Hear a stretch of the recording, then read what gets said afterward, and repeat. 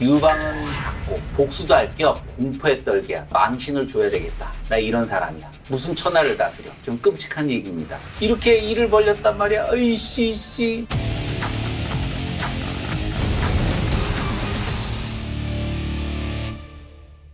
지난번 해아전투에서 항우를 쓰러뜨리고 천하를 통일한 유방. 여기서 얘기가 끝나면 좋을 텐데 그 뒷이야기가 많이 있습니다. 유방이 죽은 다음에 막강한 권력을 움켜쥐고 중국을 피바람으로 물들인 여인이 있죠. 보통 중국의 3대 악녀라고 불리는 유방의 아내 여태오입니다.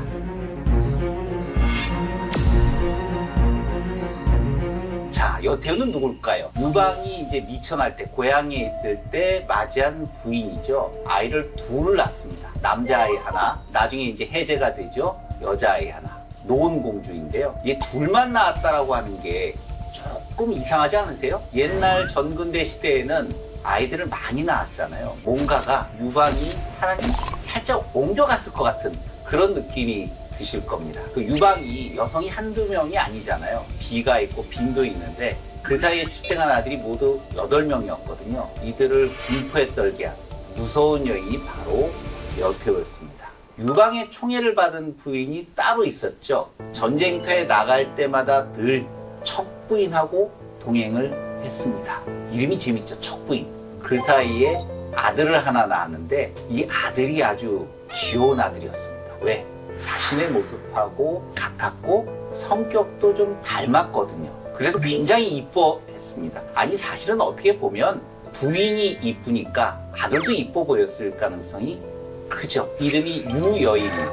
나중에 이제 조나라의 왕으로 임명이 됐죠. 첫 부인은 사실은 위치가 좀 불안정하잖아요. 총애를 이용해서 매일매일 울면서 아들을 좀 태자로 세웠으면 좋겠다라고 계속 간청을 해요. 유방은 그러고 싶은데 대신들이 절대로 안 된다고 계속 말리죠. 특히 유방의 1급 참모 중에 한 사람인 장량이 계책을 부려서 그 뜻을 이루지 못합니다. 유방이 자신의 개인적인 감정을 누르고 할 수 없이 원래 본부인에게서 나온 아들에게 태자 자리를 임명을 해놓고 유방도 인간 아니겠습니까? 자기도 이제 잘 놀고 황제가 된 지 12년 만에 세상을 떠나게 됩니다.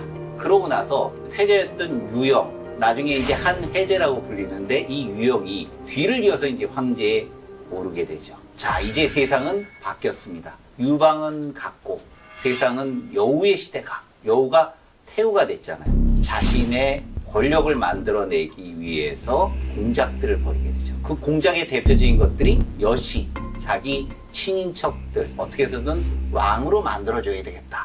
그러기 전에 이제 유영 위에 맏아들이었던 유비, 어쨌든 이복형이죠. 그 유비 이하 이복 동생들도 사실은 당시에 모두 왕으로 임명되게 됩니다. 왜? 먼저 왕으로 임명해야 자기네 여씨들도 왕으로 임명될 명분을 만들겠다라고 하는 게 입장이었거든요. 자, 그러고 난 다음에 드디어 복수의 칼날을 꺼내기 시작합니다. 누구한테 복수를 할까요? 유방의 총애를 받았던 척부인이 그 대상입니다. 이 척부인을 궁녀들이 잘못을 저지르면 가둬두는 영항이라고 하는 곳에 감금을 하고, 사실은 제일 꺼림직한 게 누구냐면 척부인의 아들이잖아요. 결국은 도전을 할 수 있는 세력이 그 아들이기 때문에 그 유여의 조왕을 부르게 됩니다. 3번 불렀는데 안 와요. 나이가 어리다, 아프다, 여러 가지 핑계로 안 오고 있는 걸 그 다음에 어떻게 하겠습니까? 협박을 하겠죠. 너 안 오면 죽어. 와야 돼. 반드시. 아마 그 협박도 했겠죠. 너 안 오면 너희 엄마도 죽어. 자, 그래서 들어오게 합니다. 아마 들어오는 길에 암살을 하려고 했는지는 모르겠어요. 그거를 막자고 해제가 궁궐 밖으로 나가서 아예 도성 밖에서 직접 맞이하게 됩니다. 그것 때문에 암살할 기회를 놓쳤습니다. 그리고 데리고 들어왔는데 해제가 어느 날 사냥 간다고 새벽에 나간 틈을 타서 독살을 하게 됩니다. 아니, 애가 아직 어리잖아요. 자, 여기에서 끝났으면 좋을 텐데 이 여태우는 확실한 복수를 하죠. 척부인 그냥 놔둘 수 없다. 좀 끔찍한 얘기입니다. 손발을 자르고 눈을 뽑고 귀를 태우고 덩어리가 되는 약을 먹입니다. 자, 이제 몸뚱아리만 남았잖아요. 이 척부인을 돼지 우리에 넣어서 인체, 즉 인간 돼지라고 이렇게 명칭을 붙여가지고 아마 뭐 가까운 사람들에게는 보여줬을 가능성이 있습니다. 그거 보면 이 여태우의 성격이 장난이 아니라는 걸 여러분도 알 수가 있을 겁니다. 사람들에게 나는 이런 사람이야, 나한테 대항하면 이렇게 돼 라고 하는 그야말로 본보기.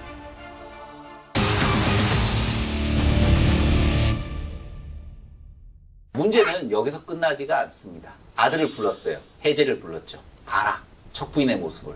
혜재가 사실은 15살에 황제가 됐거든요. 보고 나서 너무도 큰 충격에 빠졌죠. 그러곤 혜재가 그렇게 얘기를 합니다. 집안도 못 다스리는 내가 무슨 천하를 다스려. 나는 이제 정치 안 해. 자, 그래서 술과 여색에 빠져서 정사는 돌보지 않죠. 그럼 누가 돌봐요? 당연히 여태우.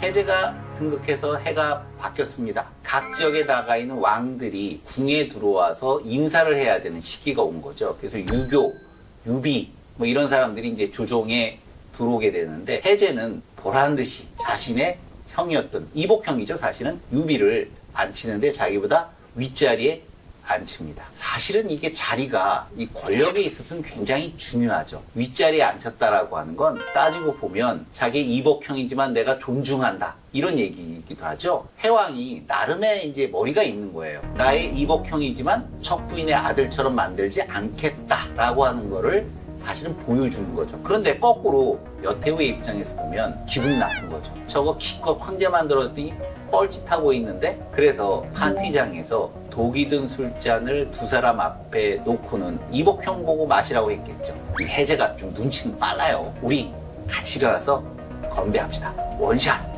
아들 마시면 안 되잖아요. 여태우가 옆에 있다가 벌떡 일어나서 혜재의 술잔을 얻게 됩니다. 술이 쏟아진 거죠. 이거 아무리 봐도 유비 입장에서 보면 덜어놓는 게 맞겠죠. 취한 척하면서 그것을 도망쳐 나오는 거죠. 유비가 안절부절 하고 있는 거죠. 왜냐하면 장안에서 빠져나와야 되는데 여태우가 보내주질 않는 거예요. 그랬더니 이 유비 밑에 있던 제나라 선비가 계책을 가르쳐주죠.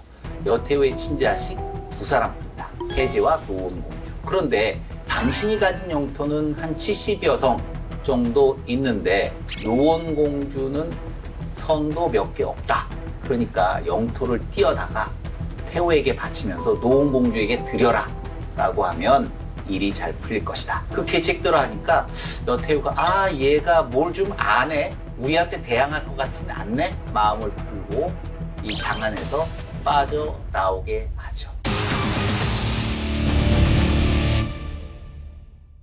이 여태우한테 확실하게 정권을 잡을 기회가 생기죠. 역시 주색을 너무 밝혀서 그런지 혜재가 재위 7년이 됐을 때 죽게 되는 겁니다. 그렇게 되니 여태우가 확실하게 자기의 권력을 다져야 되겠다. 자신의 권력을 다지기 위해서 유방의 후손이 제후로 있는 나라에 그 여시 집안 딸들을 정략 결혼을 다 시켜버렸거든요. 특히 자신의 딸 노원공주와 조왕 장호 사이에 태어난 딸도 이미 죽게 된 아들 혜재와 혼인시켰습니다. 이거 보면 좀 웃기지 않습니까? 혜재 입장에서 보면 외사촌하고 결혼하는 셈이죠. 이게 뭐냐면 여태우가 권력이 밖으로 새지 않도록 만들겠다라고 하는 그런 의미입니다. 어쨌든 혜재가 죽고 났으니 문제가 생겼습니다. 혜재 밑에 아들이 있어야 되는데 아들이 있어야 이제 또 물려줄 거 아니에요. 그러니까 이제 혜재의 황후가 거짓으로 임신한 척하고 다른 아들을 데려온 거예요. 이 비밀이 되면 안 되잖아요. 생모를 죽였습니다. 여태우의 입장에서는 손자인 셈이죠. 이 아들이 바로 유공 소재로 한 소재가 되는 거예요. 제위에 오르게 됩니다. 이 문제는 즉위를 하면서 어느 날 소문을 듣게 됩니다.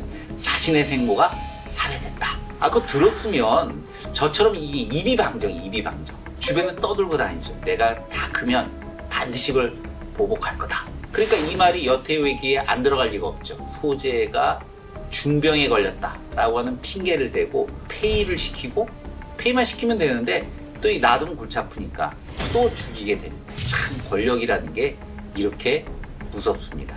그 다음에 이제 또 누군가를 황제로 세워야 되잖아요. 자신의 아들 혜재와 또 다른 궁인 사이에 태어났다고 전해지는 유옹이라고 하는 사람, 이제 이름을 바꾼 건데요. 황제로 즉위시키게 됩니다. 이 유옹은 한소재의 동생이에요. 자신의 아들도 어떻게 보면 이 정신병에 들 정도로 폐인을 만들었죠. 손자들도 조금 뭔가 걸림돌이 될 것 같으면 죽여 없애야 된다. 이러니까 누구나 사람들이 여우의 눈치를 보게 돼요. 끔찍한 일들을 많이 벌이는 거죠. 뭐 그것만 있는 게 아니잖아요. 한나라를 세웠던 1등 공신, 한신도 그렇죠, 팽월도 그렇죠. 다 그녀의 손에 죽게 됩니다. 그렇다고 여태우도 뭐 끝까지 가겠습니까? 인생은 사실은 짧아요. 푸닥거리를 하기 위해서 궁궐 밖에 나갔는데 갔다 오는 길에 갑자기 검정색 개 같은 괴물이 자기 겨드랑이를 물고 사라졌다고 합니다. 이거 굉장히 불길한데? 점을 갖다가 쳐보니까 척부인의 아들 조왕 유여이가 귀신이 돼서 재앙을 내리는 거다. 그 이야기를 듣고 나는 이제 죽었구나. 병이 들고 병상에 눕게 되고 난 다음에 유씨 외 왕이 되는 자는 모두 합심해 토벌을 하라고 명령도 내리죠. 이 죽을 때까지도 야망을 놓치지를 않게 됐던 여태우. 결국 병으로 죽게 됩니다.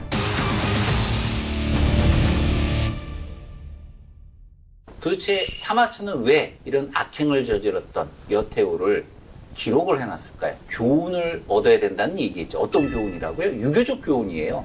유씨가 황제 자리를 계속 유지하게 된 것은 한울의 도움이었다 라고 하는 부분을 이야기하기 위해서 이 여태우 이야기를 넣습니다. 제가 생각하는 여태우요, 권력의 사실 화신이기도 합니다.